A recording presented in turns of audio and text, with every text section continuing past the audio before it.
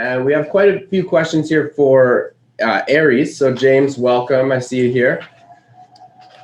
You're right, Colton. How's it going? Good to see you. So yeah, like I said, we'll just get into it. We have quite a few for Aries, very interesting company. So the first question is, hi, I would like to first say that Aries Strategic Mining is a wonderful company and I love what they're doing as far as mining fluorspar. James is very knowledgeable.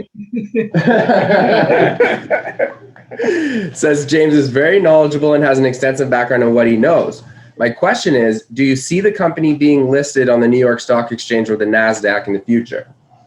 Well, that's exactly the intention, is that we've already looked at the criteria to get onto the NASDAQ. And the only one we're actually missing is that once we hit, I think it's $40 million of our market cap have to be within US shareholding hands. And we're actually quite close to that already. I think most of our shareholders are now in the States. There's been a gradual transfer of shares over to the States.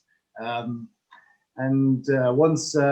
we get up to a certain amount, I think if you were to take the share price up to about 70, 80 cents, then we would qualify for the NASDAQ at that point. We are actually upgrading on the OTC as well. At the moment, we've met the criteria now to be upgraded there. And usually that sees an increase of about 25% volume as well, just going on to the larger exchange for the OTC. So that's in the process of happening at the moment. Great. Perfect. So that was from Bobby. Next question is, now that you have a new administration doing and removing in droves, does this affect mining and in particular your mining? I want to have assurances that Joe Biden's administration will not put a halt on local mining and opt to receive it externally. Have you or your company received any news on the administration going forward, and how will it affect your company?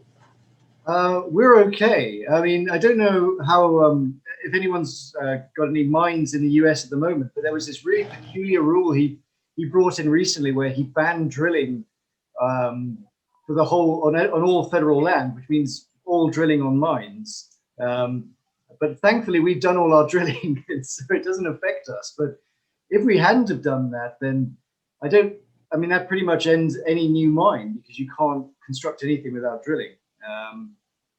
But thankfully we've beaten that, and I haven't seen any other new legislation that's come out that's going to detrimentally affect us. In fact, there's lots of schemes out there. I haven't written them down. They're actually in our favor that the government is supporting critical minerals and industrial minerals and rare earth minerals, which for some reason we come under, even though we're not a rare earth mineral. So there's actually lots of. I know but I'm not complaining. I'm just going to take it. So, I don't think they know what they're doing, which is great. You know, you really, then you can take advantage of them. And so, yeah, there's lots of actual schemes that are in place with the government that are in our favor, whereas the drilling thing is not going to affect us. Great. That's awesome. Okay, so next question here. Please ask Aries how many acid spar tons are required to process 1 pound of hydrofluoric acid to be sold at $250 per pound. So I hope you have your calculator out. I wasn't expecting this one. 1 second. So to get to 1 pound, how many tons? So you'd be looking at so that 200,000. So 10.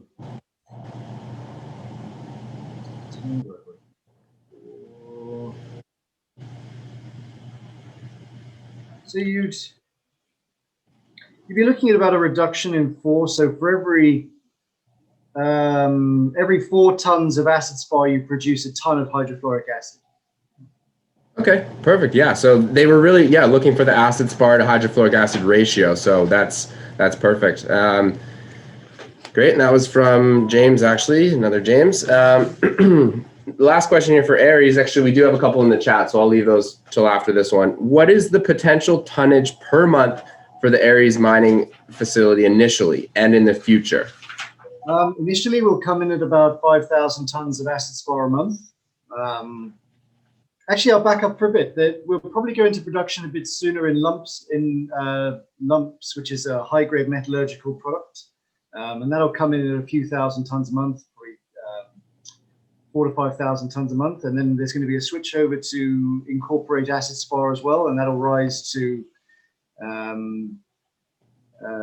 it'll coincide with the opening of the Bell Hill mine, and then we'll double capacity there. So we'll be looking at 10,000 tons a month, splits between acid spar and lumps, depending on what is most economic.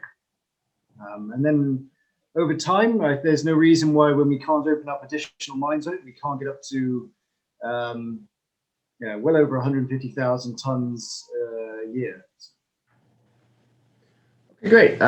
So yeah, one in the chat here. Have contracts been let for the flotation plant in Delta?